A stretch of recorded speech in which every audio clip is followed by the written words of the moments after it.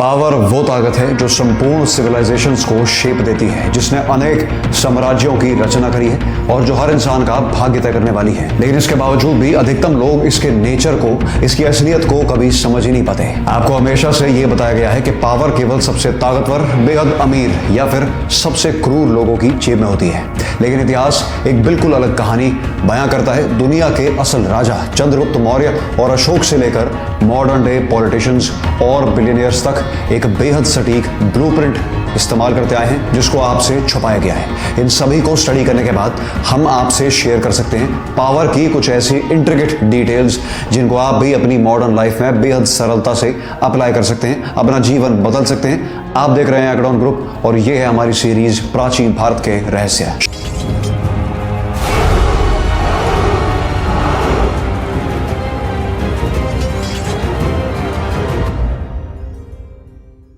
शुरू करने से पहले कल्पना कीजिए कि आप एक सोशल सिचुएशन में हैं और आपने बड़ी हिम्मत जुटा के किसी तरह कुछ बोलने की कोशिश करी और आपकी आवाज सुनते ही लोग दूसरी तरफ देखने लगे, मुंह ही चुरा ली, आगे चुरा ली। कोई सम्मान नहीं है, कोई इज्जत नहीं करता आपकी। देखिए, आपके शब्द और आपकी आवाज वो पहली चीज है जिसके बेस पे आपको जज किया जाता है। आपकी क्वालिफिकेशंस, आपकी अथॉरिटी को नापा जाता है। आवाज कमजोर हो तो इंपैक्ट भी कम हो जाता है। लोग खुद ही यह मान लेते हैं कि आप में कॉन्फिडेंस की जनरली कमी है। साइंस ये कहता है कि डीप और कंट्रोल्ड आवाज अथॉरिटी और डोमिनेंस को ट्रिगर करती है। इसीलिए हमने लॉन्च किया द मोनार्क, दुनिया का पहला science based articulation and voice modulation program. और जानने के लिए क्लिक कीजिए कमेंट्स में दिए गए लिंक पे। अब देखिए पावर के डायनामिक्स और हमारे प्राचीन रूलर्स द्वारा उनके इस्तेमाल को स्टडी करने के बाद जो 3 प्रिंसिपल्स हम हर जगह देखने को हमें मिले हैं, वो है पहला परसेप्शन कंट्रोल। जो लोग आपके बारे में सोचते हैं वो सच से भी कहीं गुना ज्यादा महत्वपूर्ण है। दूसरा, इन्फ्लुएंस की मास्टरी।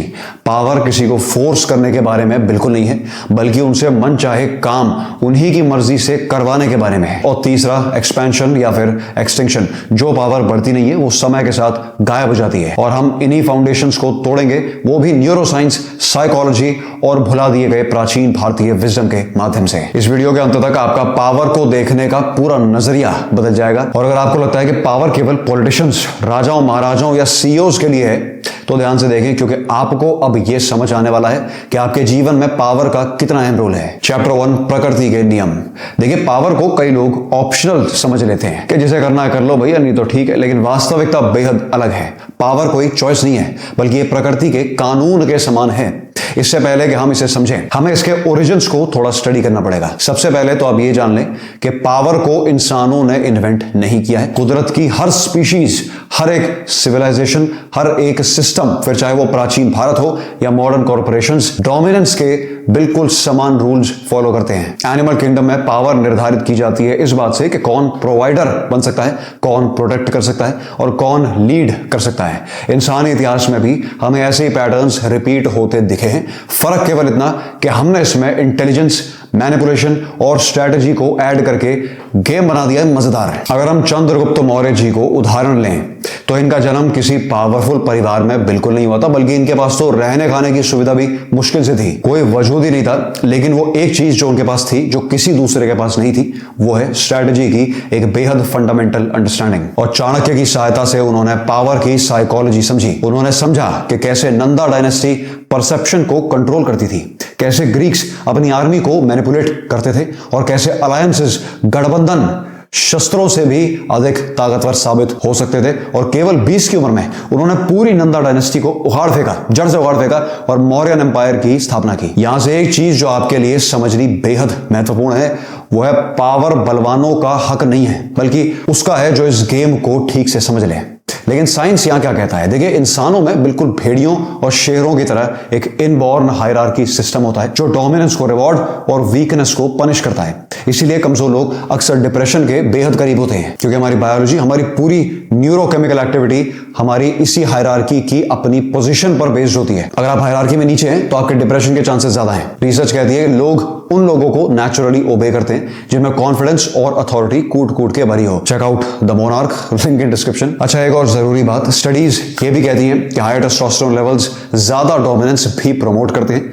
कई गुना ज्यादा रिस्क टेकिंग और स्टेटस में बढ़ने की टेंडेंसीज भी प्रमोट करते हैं। अब आप एक बात जान लें, अगर आप पावर को समझ नहीं पाए तो आपको वही लोग कंट्रोल करेंगे जिन्होंने इसे समझ लिया है। इसका प्रमाण आपके चारों तरफ है। जहां भी आप नजरें घुमाएंगे आपको वहां केवल दो प्रकार के लोग मिलेंगे, पहला जो ऑर्डर लेते हैं और दूसरा जो ऑर्डर देते हैं। इनमें से कई छुपे रुस्तम भी निकलेंगे जो कभी भी इस पोजीशन की अदला बदली करने की काबिलियत रखते हैं, लेकिन पोजीशंस फिर भी दो ही रहेंगी। Chapter 2 perception control. सबसे प्रामाणिक नियम जो आपको पावर के बारे में ऑब्जर्व करने को मिलेगा वो है सच की कमजोरी, निर्बलता। कितना कमजोर है सच पब्लिक परसेप्शन के आगे, इसकी हदें आपको पिछले कुछ दिनों में देखने को अवश्य मिली होंगी। सच चाहे कैसा भी हो, पब्लिक मान्यताओं के आगे हमेशा हाथ जोड़ता दिखाई देगा, सर झुकाता दिखाई देगा। तो एक बात अच्छे से समझ लें कि पावर के खेल में अगर लोगों को लगता है कि आप पावरफुल हैं तो इस बात से फर्क ही नहीं पड़ता कि आपकी क्या हालत है। अगर लोगों को लगता है तो वो ही सच है, रियलिटी का कोई संबंध नहीं है सच से। और अगर उन्हें यह लगा कि आप कमजोर हैं तो फिर आपकी असल ताकत मैटर ही नहीं करती। फिर चाहे आप कितने ही बलशाली हो, आप पहले ही हार चुके हैं। आइए जानते हैं चाणक्य की आर्ट ऑफ परसेप्शन। जैसे कि आप में से अधिकतम लोग जानते ही होंगे, चाणक्य साहब चंद्रगुप्त मौर्य जी के एडवाइजर थे, गुरु भी रहे हैं, और ये ह्यूमन हिस्ट्री के सबसे निपुण मास्टर ऑफ डिसेप्शन है। एक बार तो इन्होंने ये तक अफवाह फैला दी थी कि चंद्रगुप्त साहब एक दिव्य रूलर हैं, इनकी शक्ति अपरंपार है। यह अफवाह आप समझ ही सकते होंगे कि उस समय जंगल में लगी आग की स्पीड से फैली और इनके दुश्मन लड़ने से पहले ही इस डर के कारण मेंटली हार चुके होते थे। ऐसी कहानियां आपने हिस्ट्री में कई बार सुनी होंगी कि एक राजा मर के वापस आ गया, पुनर्जीवित हो गया, नया जन्म ले लिया उसने, या नया रूप धारण कर लिया। यह अफवाह इसलिए फैलाई जाती थी ताकि दुश्मन को युद्ध से पहले तोड़ा जा सके। और इसी अफवाह के चलते इनके दुश्मन लड़ने से पहले ही इस डर के कारण मेंटली हार चुके होते थे। यहां तक कि कौटिल्य जी ने पब्लिक ओपिनियन भी इस तरीके से मैनिपुलेट करी कि जंग शुरू होने से पहले ही जनता नंदा रूलर्स के खिलाफ हो चुकी थी। इसका मॉडर्न एग्जांपल आपको हाल फिलहाल में इलॉन मस्क के एक्शंस में भी देखने को मिलेगा। मस्क साहब को आप आजकल एक रिबेलियस जीनियस की तरह पाएंगे। वो ऐसी एक्टिंग करते हैं क्योंकि एक पॉपुलर कैरेक्टर टाइप है और लोग ऐसे लोगों पर ही भरोसा करते हैं। वो मीम्स ट्वीट करते हैं, रॉकेट लॉन्च कर रहे हैं और भविष्य का एक बहुत ही सुनहरा दृश्य दिखाने की कोशिश करते हैं, पेंट कर रहे हैं।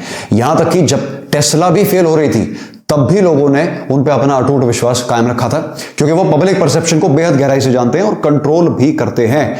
यहां बात उनके अच्छा बुरा होने की बिल्कुल नहीं है, मैं उनकी तारीफ या बुराई बिल्कुल नहीं कर रहा हूं, लेकिन हमें पावर को समझने के लिए हर इंसान के हर एक कदम को एनालाइज करने की जरूरत है, उस पर सवाल उठाने की जरूरत है। लीडर्स अक्सर एक नॉन वर्बल डोमिनेंस मेंटेन करते हैं। वो eye contact, deep voice, tonality और स्लो मूवमेंट्स को अथॉरिटी कमांड करने के लिए इस्तेमाल करते हैं। लेकिन अब इन सब बातों से आप क्या सीख सकते हैं, अभी के अभी क्या अप्लाई कर सकते हैं आप? देखिए, अपना पोस्चर और अपने टोन को कंट्रोल करना सीखिए। धीरे बोलिए, सीधे खड़े रहिए और याद रखिए कि लोग एक आइडेंटिटी को फॉलो करते हैं, ना कि एक इंसान को। इस और डेप्थ में जानने के लिए the monarch, link in the description, comments. Chapter 3 control without force. Actual power छीनी नहीं जाती बल्कि दी जाती है। पूरी हिस्ट्री के सबसे पावरफुल लोगों ने कभी भी ओबीडियंस को फोर्स नहीं किया है, बल्कि उन्होंने लोगों के अंदर उन्हें फॉलो करने की चाहत जगाई है। इस बार थोड़ा अलग एग्जांपल लेते हैं। आइए जानते हैं कि अकबर की साइकोलॉजिकल कंट्रोल स्ट्रेटजी क्या थी। इन भाई साहब से पहले आने वाले लगभग सभी रूलर्स ने लोहे का लठ चलाया है, लेकिन अकबर ने फोकस किया एक ऐसा सिस्टम बनाने में जहां उनके दुश्मन ही उनके रिश्तेदार बना दिए गए। इसने सभी राइवल किंगडम्स की राजकुमारियों से ब्याह कर लिए और सभी दुश्मनों को परिवार बना लिया और जितनों से रिश्ता जोड़ा उन सबके हाथ पैर जुड़वाए, सर झुकवाए। बहुत ही सटली साइकोलॉजिकल सबमिशन को रीइंफोर्स किया। इसे कहते हैं ट्राइबल इफेक्ट। देखिए, लोग ना उन लीडर्स को फॉलो करने के लिए बड़े उत्सुक रहते हैं जो उन्हें ऐसा महसूस कराए कि वो एक बहुत बड़ी मूवमेंट का, बदलाव का हिस्सा है। दुनिया को वो दिख ही नहीं सकता जो उन्हें किसी तरह दिख गया है, और अब इनका कर्तव्य है कि ये दुनिया के अब तक के सबसे बड़े रेवोल्यूशन का हिस्सा बने। ऑब्वियसली हर आदमी अपने जीवन के दुख सुख से परेशान है और इससे भागने का एक माध्यम तलाश रहा है। तो दुनिया बदलने से बेहतर और क्या ही ऑप्शन होगा भैया? वो भी ऐसे लोगों के साथ जुड़ के जिनकी बुद्धि बिल्कुल तुम्हारी इतनी समतल हो। और उसके बाद अप्लाई होता है स्कार्सिटी इफेक्ट। देखिए, जापानीज फोकलोर में एक पॉपुलर सेइंग है कि राजा कभी सैनिकों से दोस्ती नहीं करता। आप जितने कम एक्सेसिबल हैं उतने ही ज्यादा वैल्यूएबल हैं। आप जितना कम दिखेंगे, आपकी फौज में आपका डर उतना ही बढ़ता चलेगा। Familiarity breeds incompetence. उसके बाद आता है ओबीडियंस इफेक्ट। स्टडीज ये दर्शाती हैं कि लोग अथॉरिटी फिगर्स को तब भी फॉलो करते हैं जब वो कुछ ऐसा कर दे जो उनकी मॉरल वैल्यूज के भी खिलाफ हो जाए। मान लीजिए कि आप एक ग्रुप का हिस्सा हैं, तो शायद आपने भी ये बात नोटिस करी होगी कि लोग उस ग्रुप के लीडर को तब भी जस्टिफाई करने की कोशिश करते हैं जब वो एक बेहद अनैतिक फैसला भी ले ले, फिर चाहे वो उनके हिसाब से भी गलत क्यों ना हो। लोग लॉजिकल लूप होल्स तलाशने लगते हैं खुद को विश्वास दिलाने के लिए। और इसलिए जब आप किसी इन्फ्लुएंसर को कुछ बेहद लीचड़ हरकत करते देखेंगे तो उसके फैंस की बुद्धि भी साथ ही साथ भ्रष्ट होते देख लेंगे। आपको ऐसे ऐसे तर्क विरुद्ध एक्सप्लेनेशंस देखने को मिलेंगे, आपका भेजा चकरा जाएगा। लेकिन हो वहां पे यही रहा है कि लोग रिजल्ट पहले डिसाइड कर चुके हैं, फैसला हो चुका है, इन्फ्लुएंसर मासूम है, उसकी कोई गलती नहीं है। अब उस फैसले को सपोर्ट करने के कारण ढूंढ रहे हैं, पब्लिक अपने आप को विश्वास दिलाने के कारण ढूंढेगी। एक बात ठीक से समझ लें आप, अगर आप लोगों को यह विश्वास दिला पाए कि उन्हें आपकी जरूरत है तो आपको कभी भी बल का इस्तेमाल बिल्कुल नहीं करना पड़ेगा। अगर आपने किसी तरह उन्हें यह महसूस करवा दिया कि वो आइडिया उन्हीं के दिमाग से निकला है तो आप जिसे चाहे और जो चाहे वो करवा सकते हैं। अब देखिए, इस विषय पर और गहरी बात हो सकती है और वो करने के लिए हमें चाहिए आपका साथ। अगर आप इसे और एक्सप्लोर करना चाहते हैं तो इसे अपने सभी दोस्तों के साथ शेयर कीजिए और द मोनार्क को चेकआउट करना बिल्कुल ना भूलें। ऐसी और वीडियोस के लिए सब्सक्राइब कीजिए एक्टॉन ग्रुप के ऑफिशियल यूट्यूब चैनल को।